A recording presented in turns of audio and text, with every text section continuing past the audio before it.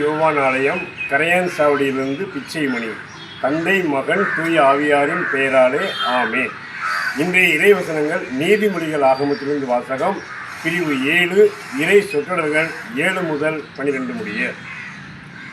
எவர் களங்கமற்ற நேர்மையான வாழ்க்கை வாழ்கின்றார்களோ அவருடைய பிள்ளைகள் அவர் காலத்திற்கு பின் நற்பேறு பெறுவார்கள். மன்னன் நீதி வழங்கும் இருக்கையில் வீற்றிருக்கும் போது தன் பார்வையாலேயே தீமைகள் யாவற்றையும் சலித்து பிரித்து விடுவான்.